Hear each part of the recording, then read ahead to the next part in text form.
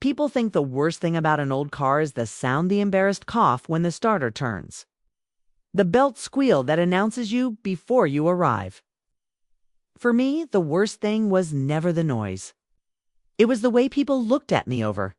The roofline, like the faded paint and mismatched hubcap, explained everything about my life they needed to know. That look followed me all the way down Gulshan Avenue, past the pharmacy with the neon tooth and the bakery that always smelled like cardamom, until I parked in front of my parents' house and cut the engine. The silence felt heavier than the rattle had. I called my car Olive because the paint was a stubborn, sunburned green that refused to match any swatch on earth. If you traced your fingers along Olive's body, you could read the city. A pebble chip from the ring road. A shopping cart kiss from the grocery lot. A whisper-thin rust bloom where the rain pooled near the trunk. My hands knew every scar. Welded the exhaust myself, replaced the timing belt on a monsoon afternoon by flashlight, and stitched the cloth seats with thread I'd stolen from one of Amy's sewing kits. Olive wasn't pretty, but she was loyal, and when I turned her key, she told me quietly but clearly that I belonged to myself. Inside, the house smelled like garlic and warm ghee. Amy was at the stove, sleeves rolled, hair pinned at the nape of her neck the way she'd done for as long as I could remember. Ion Beta, she said without turning. Shoes off. Wash your hands. We're making kebabs for tomorrow. I set my keys in the blue bowl near the door and rubbed the grease from my thumb with my shirt. What? Tomorrow. From the dining room, the answer arrived in my sister's voice, bright and sharp as cut glass. You didn't read the group chat, did you? Course you didn't. It's the tasting for the engagement menu, Ion. Try to keep. Sarah haunted our home these days like a glamorous ghost of the future. Everywhere she went, she left behind the scent of new things, new perfume, new silk shawl, new nails the color of black cherries, clicked against her phone screen as she scrolled. She floated into the kitchen with her phone still in her hand. Emmy, we agreed the kebabs should be smaller, she said, eyes flicking to me like I was an obstacle in her path. Bite-sized, elegant. Emmy smiled at me and sighed at Sarah in the same breath. We'll make them smaller, Han. Sit both of you. I took the wooden chair under the calendar that always ran a month behind. Sarah didn't sit. Leaned. She was good at leaning as if chairs were for other people. The caterer asked for final confirmation on the dessert cart. She said, and also her phone chimed. Parking arrangements? Need to make sure the valet knows. The guest list so they can prioritize. I laughed before I could stop myself. Prioritize. Do the cars line up according to bank accounts now? Sarah gave me the kind of smile that wasn't a smile. Welcome to the real world, little brother. It wasn't little 28. Isn't small anywhere except in the shadow of someone like Sarah. She'd been crowned special at birth. It's carried around on cushions of adults' expectations. At school, in the clubs, at work, wherever she went, doors seemed to understand they were meant to open. She worked in PR, which to her meant she arranged reality into shapes she liked and expected everyone to applaud. She and her fiancé, Royle, had matching watches. He was a consultant, which I understood to mean he consulted his mirror every morning and found reason to be pleased. Leave your brother alone, Amy said, but lightly, as if she were scolding a kitten for betting the fringe of the rug. He came to help. I did. I said, I washed my hands and took the bowl of minced onions. We folded spices into meat together, and for a while the rhythm softened the edges of the room. Sarah retreated to the dining table, where her laptop glowed with spreadsheets that looked like model cities seen from above. I tried not to notice the way she tilted the screen away from me. You'll come tomorrow, Ion? Ami asked, forming neat, careful patties, 2:00. The chef will be there. I'll be there, I said, and I meant it. I'd show up for Amy if it meant standing barefoot on hot coals. Should I pick you up? Sarah didn't look up. No need. We're meeting there. The caterer's at the Meridian. Parking is limited. I could hear the unspoken tail of the sentence the way you hear a door click in an empty house. Parking is limited. It's for your kind of car. I pretended to focus on the onions. "Olive isn't that big," I said, like a joke, because you can. Armor yourself with humor when you're used to being cut. The truth stung even when you acknowledged it. Sarah had an easy way of turning practical details into judgments. She was never unkind outright. She simply arranged the world so that I was always slightly out of frame. When we were kids, I used to follow Sarah and Abu to the Sunday market. Abu would drift toward the stalls that smelled like metal and memory. Old radios with glowing dials, battered toolboxes with the ghosts of labels, carburetors crusted like seashells. He'd run a finger along a hinge and tell us stories about things that turned and clicked. The patience of parts waiting to be understood. I learned, too, love machines the way some people love poetry, because they promise that precision can be beautiful. Sarah would wrinkle her nose at the oil and wander off toward scarves and bangles. Back then, the difference between us was charming. I was the boy who disappeared into diagrams. Sarah was the girl who made a room into a stage.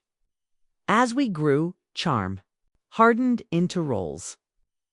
I kept working with my hands, and the world assumed that meant I had failed. Sarah worked with appearances, and the world called her powerful. When I finished school, I didn't become what Abu had secretly hoped, a neat engineer at a desk where everything fit on a blueprint.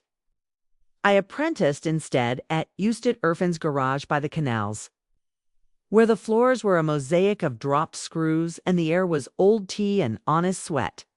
I learned the language of engines the way you learn prayer, by listening first. Usted had a way of touching metal like it might speak back.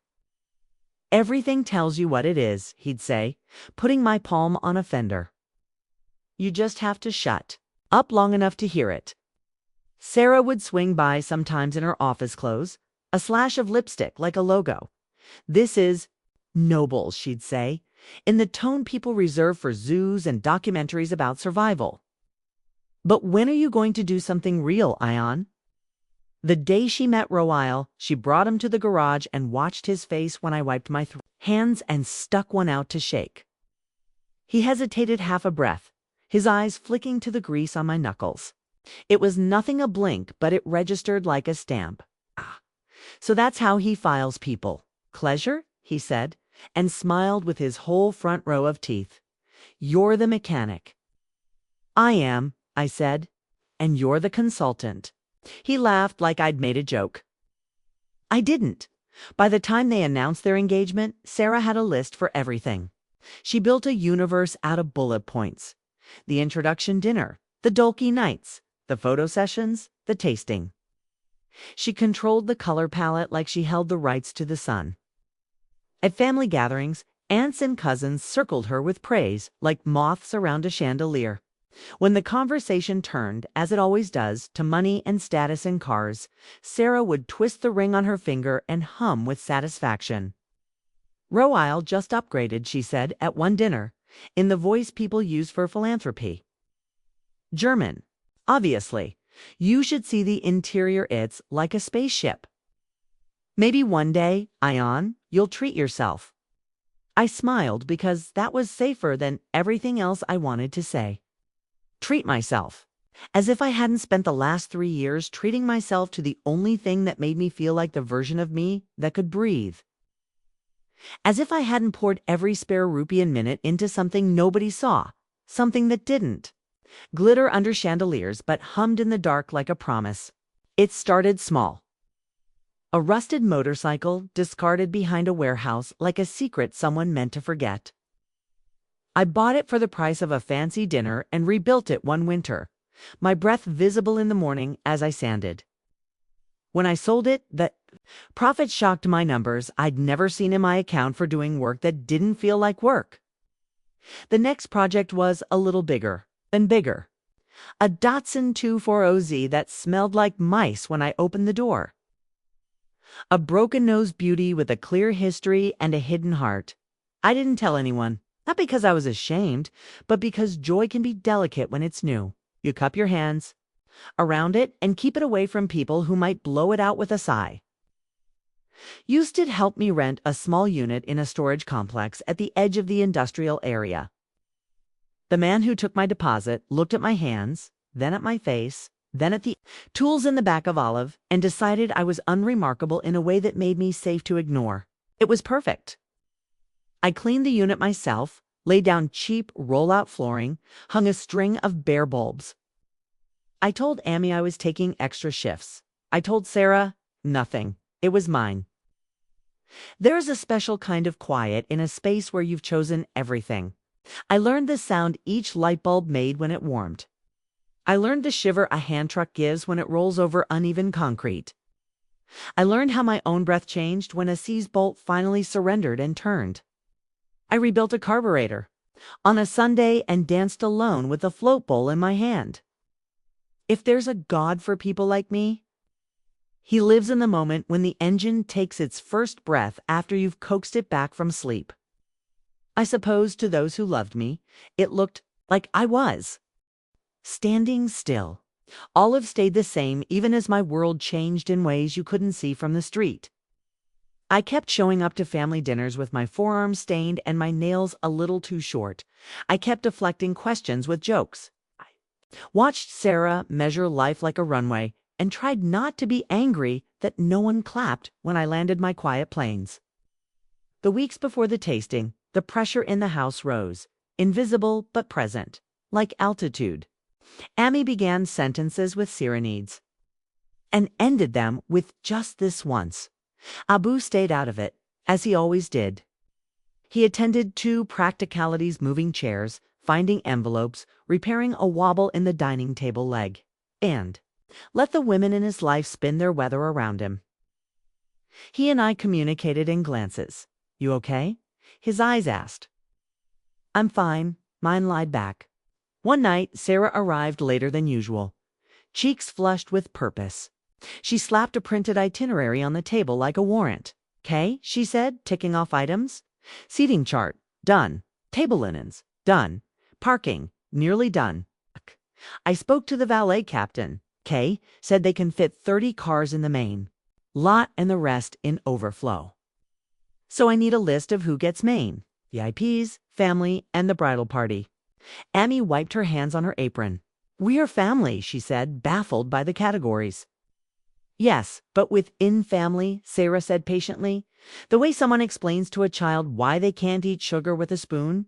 Certain considerations." "Considerations like what?" I asked, though I already knew. "Status," Sarah said, as if it were air. "And optics. We can't have 3 aunties walking up from overflow in the heat, while the manager's wife parks in the shade." She scrolled on her phone. "Yeah," she added, "big brother." Even though I was younger by 2 years, I was thinking, you might want to, Uber? I didn't answer right away. The way she said bye wrapped the request in a soft cloth, presented it like kindness. It was a trick I recognized. "Olive is fine," I said. "Olive is a health hazard," Sarah said lightly. "It's squeaky and the parking attendants. They're trained, but they're not magicians. Something happens like the bumper falling off." She laughed, and Amy shot her a look that said enough. "I'm only trying to help," she said quickly. "You know how people are. They'll talk. Let them talk," I thought. Let them work out their jaws on my name until they're too tired to chew anyone else's. Out loud, I said, "People always talk. They just change the subject." Sarah sighed, the sound of a bow scraping a violin string. "You make everything difficult, Ion. Why can't you ever, what?" My voice surprised me. It had a hardness I usually sanded down before I came home. "Ever fit into a picture you painted without asking if I'm in the room?" She blinked. For a second, I saw the sister who used to steal my fries and look up from the blanket fort to ask if ghosts were real. Then the expression shuddered. "I just want it to be perfect," she said. "For once." That's so much to ask? It wasn't, or it was. Couldn't tell. I only knew that perfect meant 1,000 tiny cuts that bled out into the napkins. "I'll be there," I repeated. In my car. The next morning, a rectangle of cream cardstock waited on the kitchen counter, addressed to me in Sarah's tidy script. When I slid it from the envelope, the gold foil letters glowed like coins. Tasting Meridian Hotel, 2 p.m. business casual. Below, in smaller handwriting, she'd added, kindly arrive in acceptable transportation. The words were neat, polite, and as sharp as a brand new blade. Amy watched me read it. She doesn't mean she began. She does, I said, folding the card precisely along its center and slipping it back into the envelope. It's fine, it is not fine, Amy said, voice low. She reached for my wrist and turned my hand over. I know your hands, she said. I know what they can do. I wish she knew.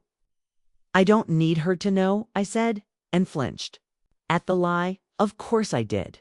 You always want your first audience to applaud, even if you pretend you don't care who sits in the front row. I stayed late at the garage that night under the buzzing lights, finishing a job for a man who wore a suit like armor and called me boss in a tone that meant the opposite. When his car turned over, smooth and bright, he pressed crumpled notes into my palm and said, "You're a magician." I put the money in the battered metal cash box and thought about how magicians are just people who practice one trick until everyone else forgets there's a trick at all. On my way home, I drove past the storage complex. The security guard at the gate looked up from his stool, recognized Olive, and hit the switch with a knuckle. Inside my unit, the smell made me smile. A blend of vinyl, steel, and the citrus cleaner I decided was my shop's scent the way people pick perfumes. A tarp sagged like a sail in the corner. I tugged it off and ran my hand along the curve underneath. The fender was cool and flawless in the night. I pressed my forehead to the metal and whispered before I could feel foolish soon. Because even though I didn't need Sarah to know, I wanted the city to. Not the part of the city that judged. There was no winning that game, but the part that understood. The boys who rode their bikes to the fence to catch a glimpse of something raw and beautiful. The old men who leaned on canes and told stories about engines you had to persuade, not command. The women who had driven their families to safety in the dark with one headlight and a prayer. I wanted to pull up somewhere and have someone say, "Whoever did this, did it with love." I didn't sleep much. My dreams were a montage. Sarah's handwriting, gold foil, Olive's tired seat springs, a different engine's purr. When I woke, I felt like I'd been pacing in my head all night. I made tea and stared at the steam until it dissipated. The phone buzzed. Moloch, my oldest friend, the only person who had ever sat with me in the storage unit on the floor and listened to me talk about ratios, like was telling a love story. "You ready for Queen Sarah's tasting?" he wrote.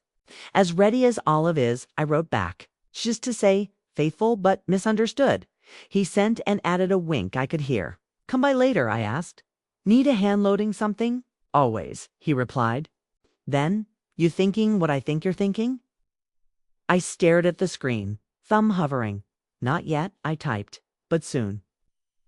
In the mirror, my face looked older than it felt from the inside. My hair had started to collect silver. At the temples, a trick light played by responsibility. I scrubbed the grease from my hands until the soap smelled like lemon and surrender. I put on a clean shirt, the one that still held a crease at the sleeves. I took the cream card from the counter and slid it into my back pocket. It was a ridiculous thing to bring proof that I belonged, like a ticket. But I knew how those hotel lobbies worked. It's easier to move through a place when you already hold something that glitters. Before I left, I found Abu in the little room that had once been my nursery and was now his office in name, though it contained only a chair, a fan, and stacks of bills folded in rubber bands. He looked up over his glasses, going. He asked, "Going?" I said. I hesitated at the door. "Ah. Do you remember when you let me take apart the fan, even though I couldn't put it back together?" "Ah." He chuckled, soft and surprised. "I remember your mother's face when she saw the pieces." "You told her?" I said. Imitating his voice, "He will learn 2 things today: how it works and how to accept consequences." "I was a philosopher back then," he said. "You still are," I said. "She wants me to Uber." He nodded like a man who had expected the weather to turn and brought a coat just in. "Case you know," he said, choosing each word, "cars are like families. They carry us. They break down. We fix them, or we trade them for something shiny." He reached under the papers and took out a small tin. Inside, velvet, shredded by time, cradled a key. He held it on his palm like a coin he'd been saving. "This was my father's key to the old Fiat we had when I was a boy," he said. "I keep it because it reminds me that nothing is as permanent as it feels. Keep yours, whatever they are, keep them." I slipped the key into my pocket next to the cream card. 2 talismans, each honest in its own way. "Thanks, Abu," I said.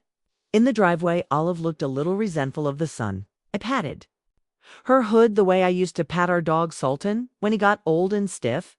"Just one more dance, girl," I said. She started on the second try, which felt like an omen that could go either way. On the way to the meridian, I thought about the map of my life, how many turns had been made for me, and how many I had taken on purpose, even when no one else understood why. I wondered if being a good son meant letting myself be arranged by other people's ideas of perfection, or if it meant showing up as exactly myself and trusting my family to make room. Traffic sucked the air out of the road, but I didn't mind. Sitting still between other people's urgency has a way of making your own priorities feel crisp. I traced the ridges on a booze key in my pocket and decided, somewhere between stoplights, that I was done apologizing with my choices. I'd go to the tasting for Amy. I'd smile for Sarah's photographs. I'd swallow whatever comments the valet captain had rehearsed about older models. And when the moment came in, I could feel it coming the way you feel rain on your skin before the first drop by. Let the truth idle in the background, ready, warmed up, purring. At the hotel entrance, the glass doors parted like a mouth.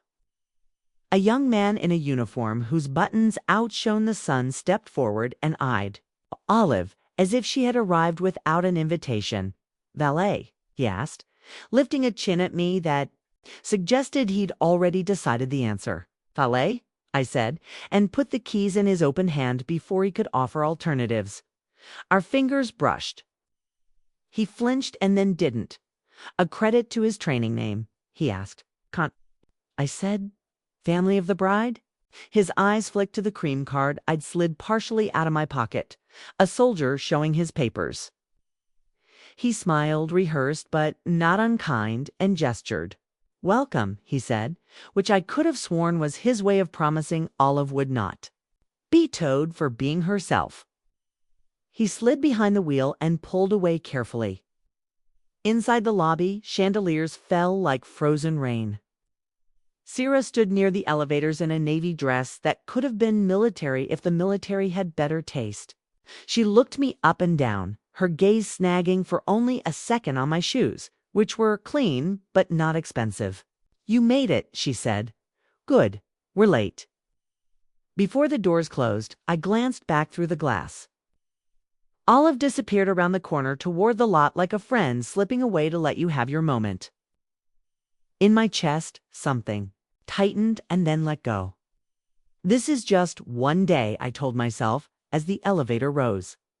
One day, one tasting, one small storm to walk through without letting it drench you. But somewhere under that thought, coiled and patient, another one waited. Soon, the Meridian's banquet hall smelled like polish and money. Everything gleamed: polished floors, silver cutlery that caught the light like ice shards, tables draped in heavy cream linen. Waiters moved like shadows, carrying trays as if they were carrying the future. I walked in behind Sarah, trying to shrink into myself. But of course she walked like the floor had been laid out just for her. Amy was already seated, fussing with her dupatta as if it would protect her from all the whispers in the room. Abu sat beside her, straight-backed, his hands folded on the table like a man trying not to take up space. Rawail was there too, laughing too loudly at something the hotel manager had said. He wore a suit so sharp it could cut paper, and when he spotted me, he gave me that same polished smile, teeth lined up like a sales pitch. Ion, you made it, he said, clapping me on the shoulder as though my attendance was a minor miracle, and you drove. Brave man, I forced a smile. Traffic wasn't too bad, but I caught at the flicker of a smirk from him, and then worse. From Sarah, she glanced at Royle as if they shared a private joke about me. My stomach nodded, but I swallowed the anger because I'd promised myself I wouldn't make Amy's day harder. The chef appeared, tall hat bobbing, followed by servers with trays of steaming kebabs. He launched into his speech about flavor profiles and cultural fusion. Sarah nodded solemnly, tapping notes into her phone as if she were negotiating a peace treaty. I tried one of the kebabs, rich and juicy, and said, "These are good." Sarah didn't look up. "They're fine, but not exceptional." "I want exceptional." Royle leaned closer to her. "Don't worry. With your eye, everything will be perfect." His words were sweet, but the way he said perfect made my skin prickle. Perfect, in their dictionary, meant polished to a shine so bright you couldn't see the cracks beneath. Then came the wine glasses. A waiter poured sparkling juice into crystal flutes, and everyone raised their glass for a toast. "To the bride and groom," the manager proclaimed. "To perfection," Sarah added. "To appearances," Royle joked, and they laughed together. When I raised my glass, I caught my reflection in the crystal-tired eyes, hands rougher than they belonged. "In this room," and then, faintly, I heard it. Sarah's whisper to Royle, "Not meant for me." Imagine parking Olive right in front of the entrance. God, the embarrassment. Royle chuckled. "Don't worry. The valet probably hid it in the far corner." Out of sight, out of mind. The words landed like stones in my chest. Out of sight, out of mind. That was what I'd been to them for years. The brother you could tuck away, the one who didn't belong on the stage. I tried to focus on the food done, the saffron rice, the tender lamb, but every bite turned to sawdust in my mouth. I could hear laughter around me, and though no one was pointing, it felt like every chuckle was at my expense. My chair suddenly seemed lower than the rest, my clothes plainer, my voice unnecessary. When dessert came, a platter of tiny jewel-like pastries, Syra turned to me with the sweetness of poison. "So, Ion, what did you think? Be honest. You're the practical one. Would you eat these?" Everyone's eyes turned toward me. My throat tightened. "They're good," I said carefully. "Sweet, balanced. Maybe a little too fancy for some of the older guests, but too fancy?" Sarah's laughter cut through me. "This isn't about practicality. This is about creating an experience. Honestly, Ion, sometimes you talk like you've never been to a proper event in your life." The table erupted in soft laughter, even Amy's lips twitching, though she tried to hide it. My face burned. I wanted to disappear beneath the tablecloth, but Sarah wasn't done. She leaned back, eyes glittering. "Maybe we should serve samosas from Olive's glove compartment instead. That would be more your style." Nah? Laughter grew sharper. Even the waiter smiled faintly before catching himself. I forced a laugh, thin and brittle. Maybe, at least they'd be fresh, but inside I was crumbling. Every word was a reminder that no matter how hard I worked, no matter what I built with my own hands, to them I would always be the man with the old car, the embarrassment, the family's little secret.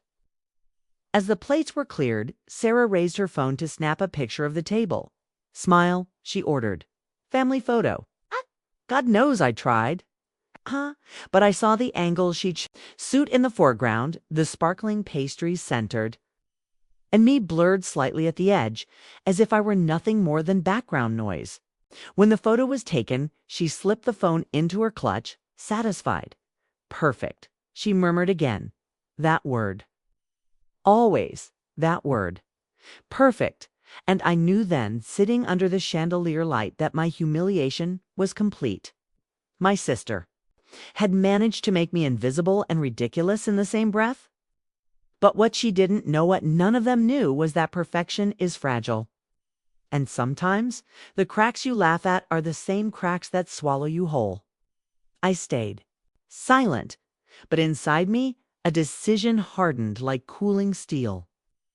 Let them laugh. Let them mock Olive. They have no idea what's waiting just beyond their sight. The drive home from the Meridian was a blur of headlights and muffled laughter that wasn't even there, just echoed in my mind, replaying every word Sarah had thrown at me like a dart. Imagine parking Olive in front of the entrance. Samosas from the glove compartment. Out of sight, out of mind.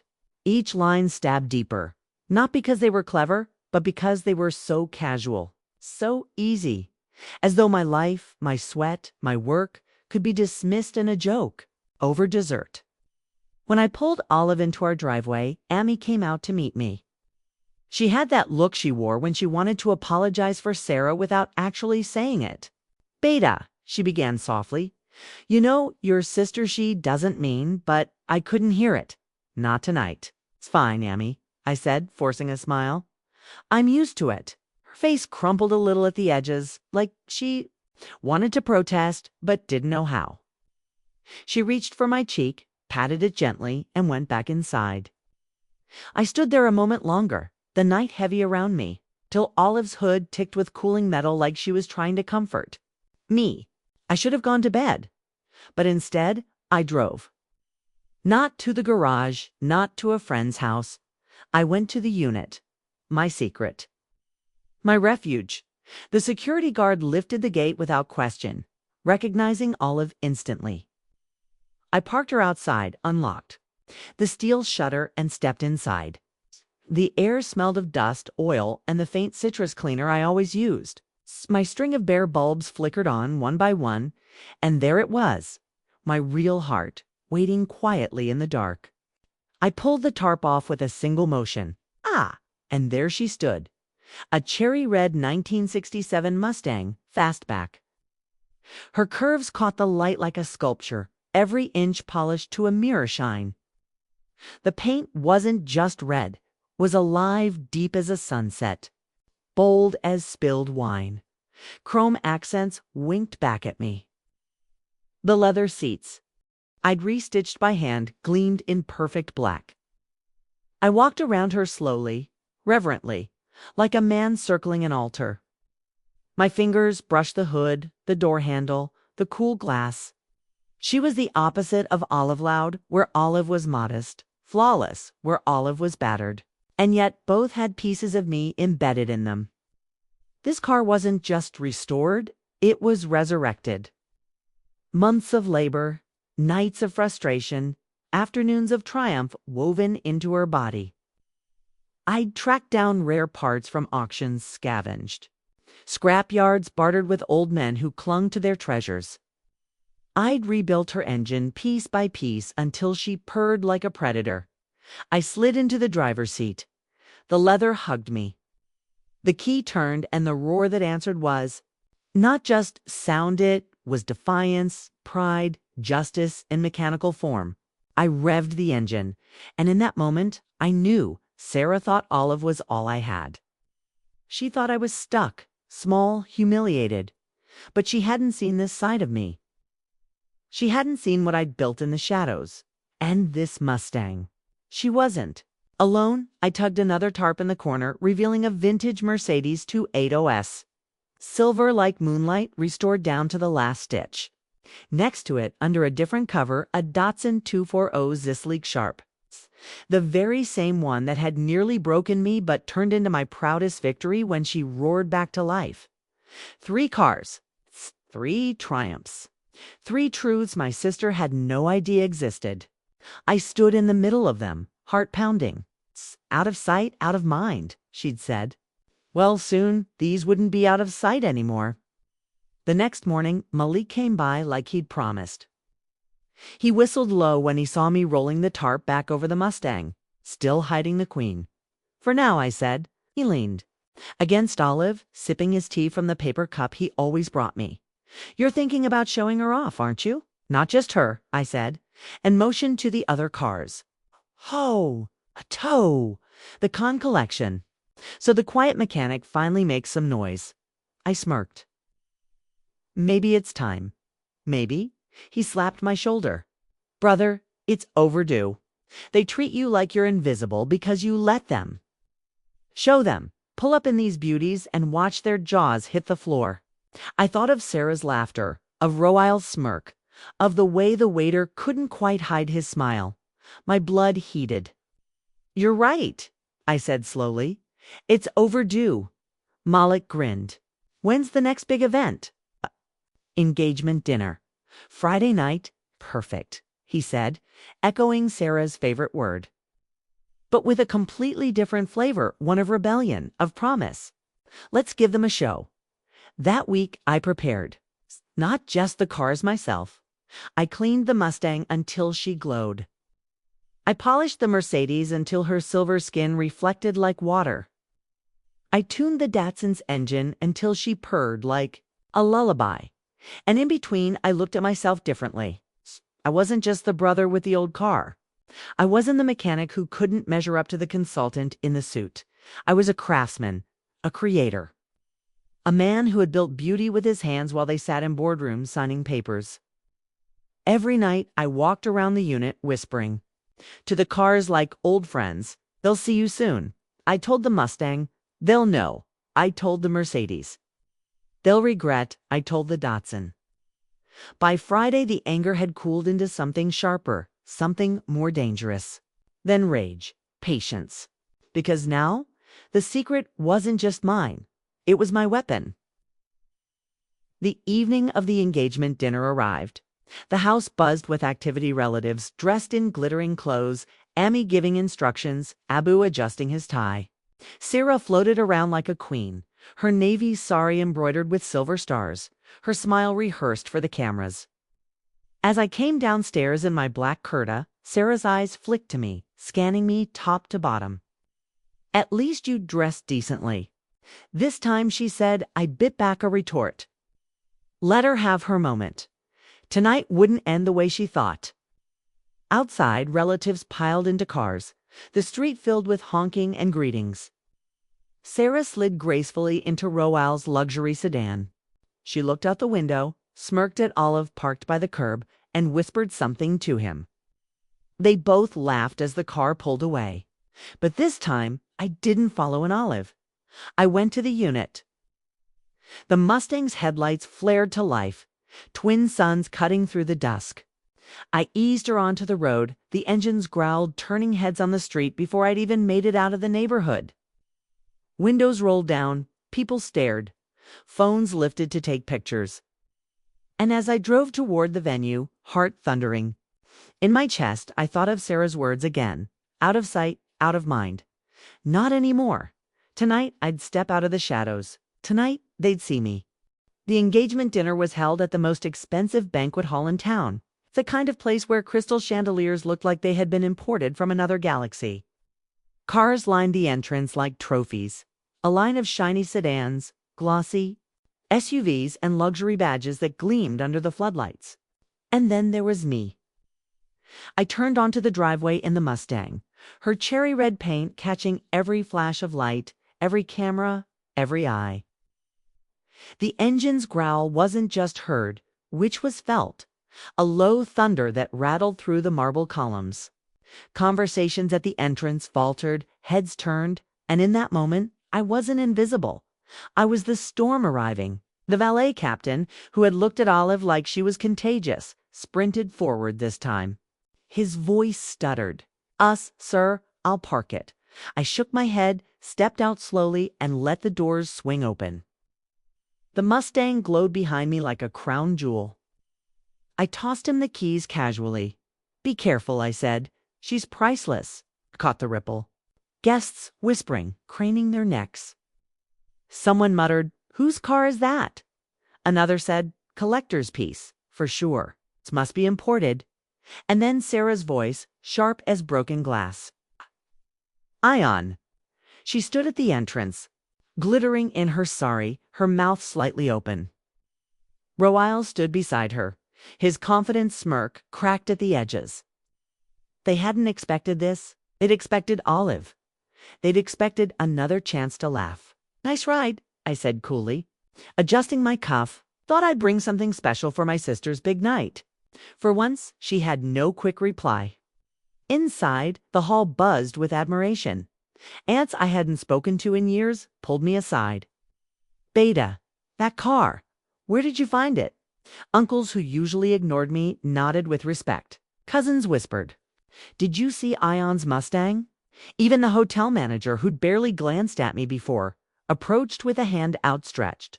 "Sir, extraordinary taste. If you'd ever like to showcase it here?" Everywhere I turned, the spotlight followed. And Syrah felt it.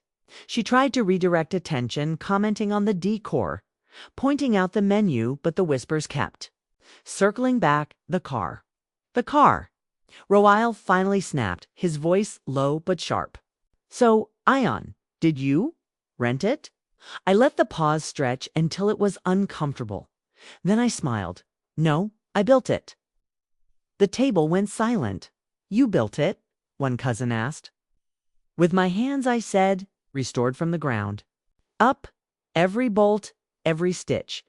It's one of 3, actually." Sarah's eyes widened. 3. I leaned back, savoring the moment. Yes, a Mercedes 280S, LA Datsun 240Z, and, of course, the Mustang. All restored, all mine. Gasps, murmurs. Suddenly, I wasn't the family's embarrassment. I was their revelation. Tyra tried to laugh it off. "Oh, come on. You expect us to believe," but Malik, bless him, had timed his entrance perfectly. He strode in, grinning wide. "Believe it. Seen them with my own eyes." The Khan collection. People online would pay fortunes for just one of his builds. He pulled out his phone and flashed photos of my cars lined up in the storage unit, gleaming like royalty. Proof, evidence, truth. The crowd leaned in, murmuring in awe. My humiliation from the tasting was gone, flipped on its head. It was. Syrah, who flushed under the chandelier light. Royle tried to salvage dignity. "Well, that's impressive. But cars are just toys, really. They don't mean success." I met his gaze steadily. "Toys. Maybe, but they're toys people will pay more for than your yearly salary." Laughter rippled through the tables, sharp and delighted. Royle's jaw tightened. Sarah looked away, her smile cracking. For years they had made me the punchline. Tonight, the punchline was theirs. As dinner went on, the shift became undeniable. Guests surrounded me, eager for stories, advice, even offers. One businessman leaned close. "Name your price for the Mustang." Another handed me his card. "If you ever consider selling the Datsun." For the first time, I wasn't the invisible brother, the mechanic hidden in Greece. I was the man everyone wanted to know. And Syrah. She sat stiffly, her plate untouched, her phone face down. Every time someone asked about my cars, her smile grew thinner. Finally, unable to bear it, she leaned across the table and hissed, "Why? Didn't you tell me?" I met her eyes, steady and calm. "'Cause you never asked. You only laughed." Her lips parted, but no words came. The same sister who always had a retort, always had the last word, sat silenced by the weight of truth. Justice, I realized, doesn't always roar. Sometimes it simply hums like a perfectly tuned engine, steady and undeniable. Later, as the evening wound down, the valet pulled the Mustang up to the entrance. Guests crowded outside, eager for one. Last look, I slid into the driver's seat, the leather embracing me like an old friend. The engine roared to life, and applause broke out, tactual applause. I glanced once more at Sarah and Royle. Their smiles were brittle masks now. And then I drove off into the night, my car a blazing comet against the darkness. They had laughed at Olive. They had mocked me into silence. But tonight I left them with something they could never laugh at again. The truth of who I was, and the sound of justice. Roaring out of the banquet hall parking lot, when I pulled into the storage unit after the dinner, I didn't go straight home. I needed the quiet hum of the bare bulbs and the steady smell of oil to settle my racing thoughts. The Mustang's engine ticked as it cooled, echoing like applause in an empty hall. I stood there a long time, my hand on her hood, and thought about how the night had turned. For years, I had been the one in the corner, blurred out of photos, laughed at for my choices. And then, in a single evening, the story had flipped. The same relatives who barely noticed me were asking for selfies beside my cars, repeating my name as if it suddenly carried weight. But beneath the triumph, a question pulsed. Why had I needed their validation at all? I realized something that night. The humiliation at the tasting hadn't cut deep because Sarah mocked my car. It cut deep because, for too long, I had let her definition of perfect become a mirror I judged myself against.